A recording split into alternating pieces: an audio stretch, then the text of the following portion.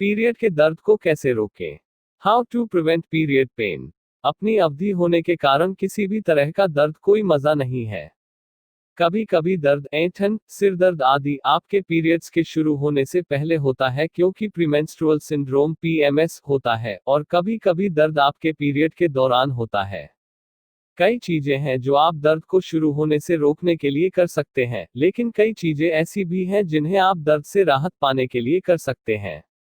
जब से हर महिला अलग है, तब तक आपको कई विकल्पों को आजमाने की आवश्यकता हो सकती है जब तक कि आप उन लोगों को नहीं ढूंढते जो आपके लिए सबसे अच्छा काम करते हैं। Step 1, using simple at home techniques. एक संतुलित आहार खाएं।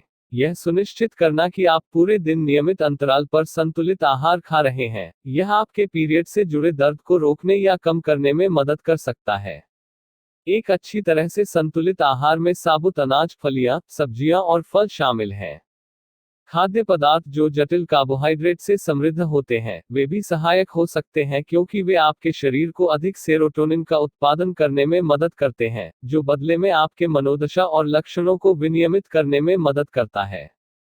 विचार करने के लिए अतिरिक्त खाद्य पदार्थ हैं: नट और बीज, बादाम, एक प्रकार का अनाज, बाजरा, जई, तिल और सूरजमुखी के बीज, ब्लैकस्ट्रैप गुड़, अंगूर और लाल बीट।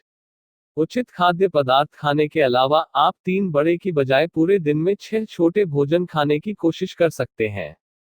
अपने भोजन के सेवन को फैलाने से आपके रक्त शर्करा के स्तर को संतुलित रखने में मदद मिल सकती है, जो बदले में आपकी अवधि से जुड़े कई लक्षणों को कम करने में मदद कर सकती है, जिसमें दर्द और ऐंठन भी शामिल है।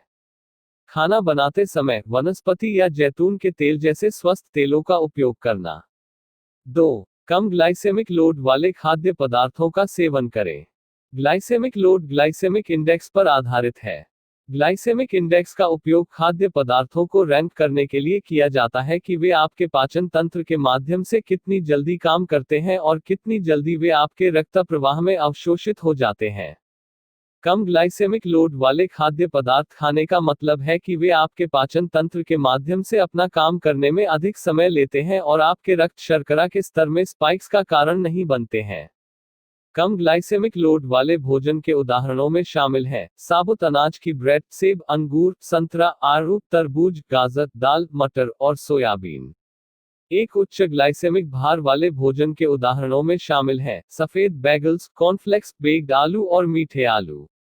3, वसा और सोडियम में उच्च खाद्य पदार्थों से बचें। अत्यधिक प्रसंस्कृत खाद्य पदार्थों के साथ बड़ी मात्रा में वसा वाले खाद्य पदार्थों से बचा जाना चाहिए। इसके अलावा, यह आपके द्वारा उपभोग की जाने वाली सोडियम की मात्रा को कम करने में भी सहायक है।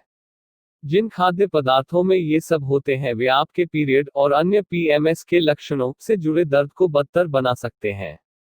ट्रांस वसा वाले किसी भी खाद्य पदार्थ के सेवन को खत्म करना भी सबसे अच्छा है।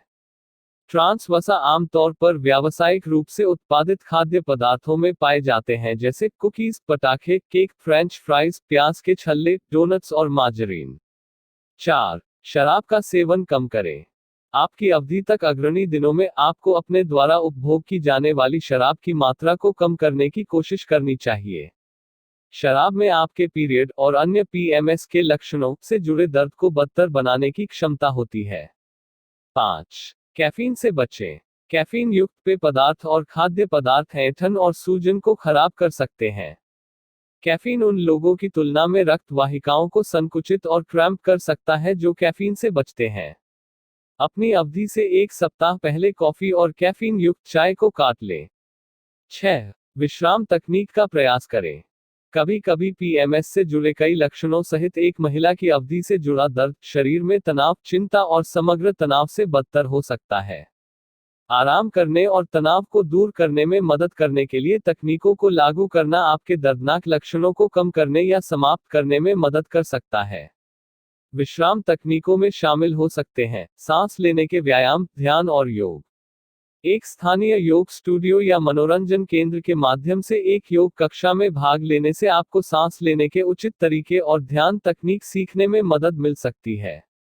तनाव कम करने और विश्राम बढ़ाने में मदद करने के लिए मालिश एक और बढ़िया तरीका है।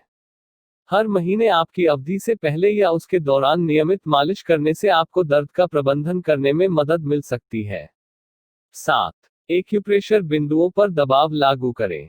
आपके पैर के अंदर स्थित एक एक्यूप्रेशर बिंदु है, जो आपके टखने की हड्डी से लगभग 3 अंगुल की चौड़ाई है, जो आपके पीरियड के कारण होने वाले ऐंठन और दर्द से राहत दिला सकता है। दर्द को दूर करने में मदद करने के लिए 5 मिनट के लिए इस क्षेत्र में गहरे दबाव को लागू करने के लिए अपनी उंगलियों का उपयोग करें। दबाव लागू करना और अपने निचले पेट की मालिश करना, जहां ऐंठन सबसे दर्दनाक होती है, यह भी मदद कर सकता है। आप हीटिंग पैड के साथ संयोजन में यह कोशिश करना चाह सकते हैं। 8. सिरदर्द से राहत पाने के लिए बर्फ का उपयोग करें।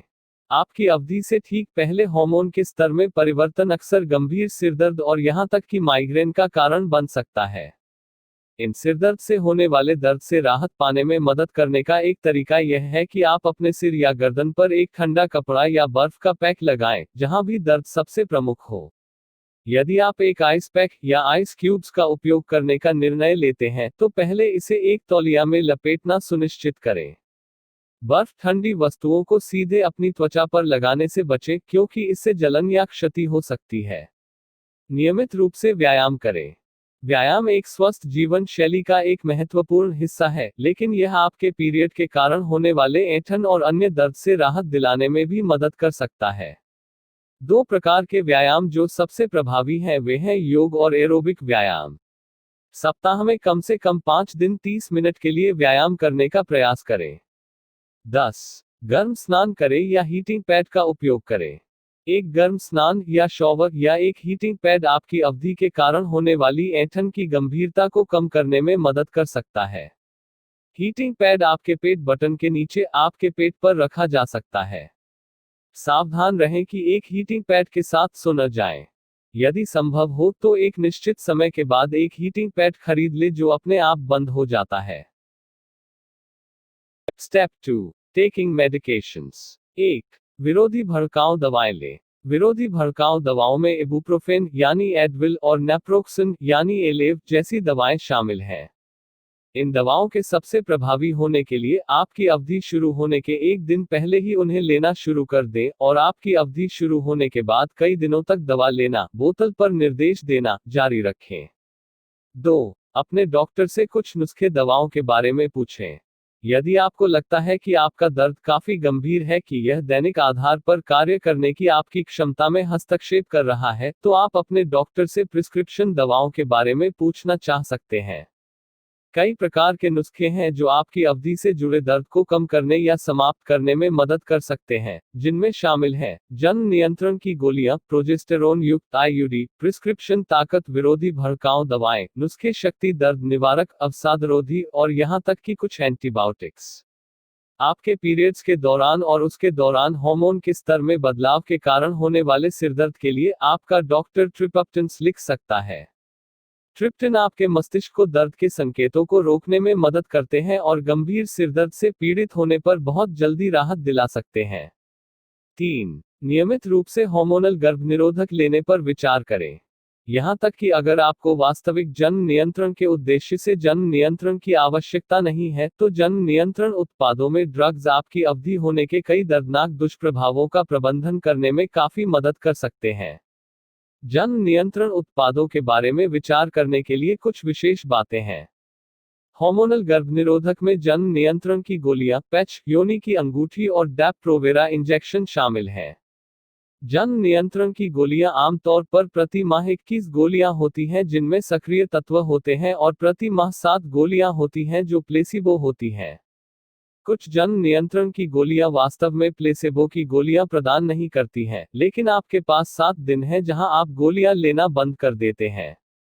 प्लेबोस लेने के दिनों की संख्या कम करने से आपके लक्षणों में मदद मिल सकती है। आपके द्वारा प्लेसबो पिल लेने के दिनों की संख्या को कम करने का एक विकल्प उन्हें पूरी तरह से खत्म करना है। इसका मतलब है कि आप सक्रिय अवयवों के 21 दिन लेंगे और फिर 21 गोलियों का अगला सेट तुरंत शुरू करेंगे। प्रत्येक प्रकार के जन्म नियंत्रण की गोली में एस्ट्रोजेन के विभिन्न स्तर सक्रिय तत्व के रूप में होते हैं। आपके द्वारा उपयोग किए जाने वाले जन्म नियंत्रण के प्रकार को बदलकर एस्ट्रोजन की मात्रा को कम करने से आपके लक्षणों में मदद मिल सकती है, क्योंकि आपके एस्ट्रोजन का स्तर चरम पर है या काफी कम हो गया है। प्लेसबो गोलियों को सूजन रोधी दवा, कम खुराक वाली एस्ट्रोजन की गोलियां या एस्ट्रोजन पैच से बदल दें। फिर से यह आपकी अवधि से पहले और उसके दौरान आपके एस्ट्रोजन के स्तर को विनियमित करने में मदद करेगा और आपके लक्षणों को राहत देने में मदद करेगा। हर महिला जन्म नियंत्रण उत्पादों के लिए अलग तरह से प्रतिक्रिया करती है। यदि आप पाते हैं कि वे आपके लिए काम नहीं करते हैं और आपको जन्म नियंत्रण उद्देश्यों के लिए उनकी आवश्यकता नहीं है, तो उन्हें रोकने के बारे में अपने डॉक्टर से बात करें। Step 3, adding vitamins and supplements to your diet. 1, अपने कैल्शियम का सेवन बढ़ाएं। कैल्शियम आपके पीरियड से जुड़े दर्द को रोकने और कम करने में मदद कर सकता है, साथ ही कई अन्य पीएमएस लक्षण भी। कैल्शियम का उपभोग वस्तुओं के माध्यम से किया जा सकता है, जैसे डेयरी उत्पाद, फोर्टिफाइड सोया पेट, डिब्बाबंद सामन और सार्डिन, और पत्तेदार साग। आप प्रतिदिन 500 मिलीग्राम और 1200 मिलीग्राम के बीच कैल्शियम पूरक के माध्यम से अतिरिक्त कैल्शियम भी ले सकते हैं। 2, अपने आहार में अधिक मैग्नीशियम शामिल करें। कम मैग्नीशियम का स्तर कई पीएमएस लक्षणों से जुड़ा हो सकता है, जिसमें ऐंठन और सिरदर्द शामिल है। जिन खाद्य पदार्थों का आप मैग्नीशियम में उच्च मात्रा में उपयोग करते हैं, उन्हें बढ़ाएं, जैसे सूरजमुखी के बीज, नट्स, दाल, फलियां, साबुत अनाज, सोयाबीन, अंजीर और हरी सब्जियां। आप एक गोली के रूप में मैग्नीशियम की खुराक लेने से अपने मैग्नीशियम का सेवन बढ़ा सकते हैं। सर्वोत्तम प्रभाव के लिए आपकी अवधि शुरू होने से पहले 3 दिनों के लिए प्रतिदिन 360 मिलीग्राम लें। 3, अपने विटामिन B6 के स्तर को बढ़ाएं। विटामिन B6 सेरोटोनिन का उत्पादन करने में मदद करता है। सेरोटोनिन पीएमएस द्वारा लाए गए चिंता और अवसाद को कम करने में मदद कर सकता है। विटामिन B6 की उच्च मात्रा वाले खाद्य पदार्थ हैं गोमांस, सुअर का मांस, चिकन, मछली, साबुत अनाज, केला, एवोकाडो और आलू। जबकि विटामिन B6 पूरक में पाया जाता है, लेकिन प्रतिदिन 100 मिलीग्राम से अधिक नहीं लेने के लिए सावधान रहें। अतिरिक्त विटामिन B6 विषाक्त हो सकता है। 4, विटामिन D की खुराक लें। विटामिन D आपके शरीर को कैल्शियम को अवशोषित करने में मदद करता है और एक विरोधी भड़काऊ के रूप में कार्य कर सकता है। आपके पीरियड के कारण होने वाले दर्द को कम करने में मदद के लिए प्रतिदिन 400 यू लेने की कोशिश करें। 5, विटामिन E की खुराक की कोशिश करो। विटामिन E को आपकी अवधि से जुड़े दर्द को कम करने के लिए दिखाया गया है, जब प्रतिदिन 500 IU लिया जाता है। आपकी अवधि शुरू होने से 2 दिन पहले विटामिन E की खुराक लेना शुरू करना सबसे अच्छा है, और आपकी अवधि शुरू होने के 3 दिन बाद रोकें। इसलिए आप इसे 5 दिनों के लिए ले रहे हैं। 6, ओमेगा-3 फैटी एसिड का पूरक।